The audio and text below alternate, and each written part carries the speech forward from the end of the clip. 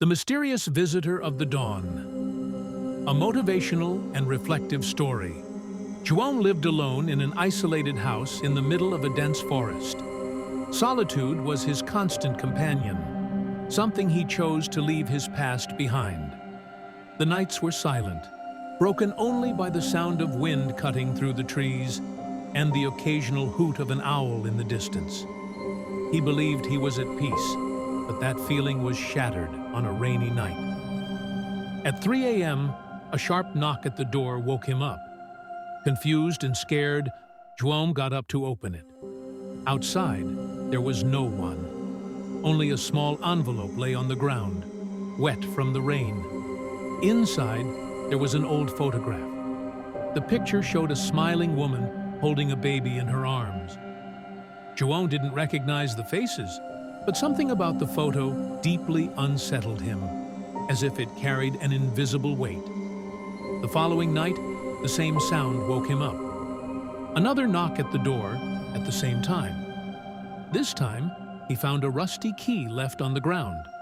And so, every night, mysterious objects continued to appear. A diary with torn pages, a necklace with a broken pendant, an old and worn doll. Each item seemed to tell a story, but João couldn't connect the dots. Still, the objects awakened vague, uncomfortable memories in him, like echoes of something he wanted to bury. When he decided to open the diary, he found a single readable page.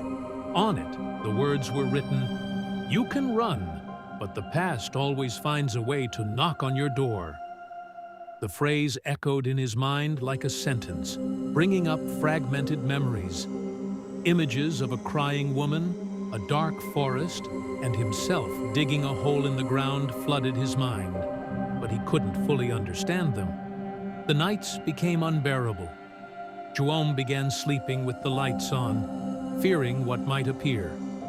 Until one night, exhausted from being tormented, he decided to wait. He sat in the living room with the lights off and waited for the next knock. At exactly 3 a.m., he heard footsteps outside. He ran to open the door, but once again, no one was there. Only a small mirror rested on the ground, along with a note that read, "Look closer." Reluctantly, João held the mirror and looked at his reflection. At first, he saw only his tired and haggard face, but suddenly, the image changed. The mirror reflected the face of the woman from the photograph, tears streaming down her cheeks. Behind her, indistinct shadows moved, like distant memories coming to life. It was at that moment that everything became clear. The objects were pieces of a past he had tried to erase. They were fragments of a buried secret, both in the ground and in his mind. He realized he couldn't run away forever.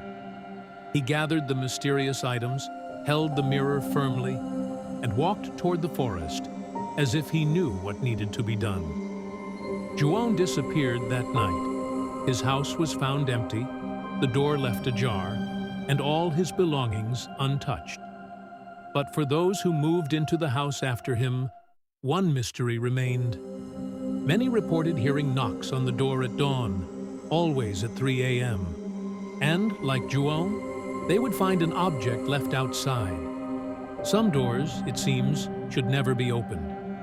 Moral of the story: the past always finds a way to return, and facing it is the only way to move forward.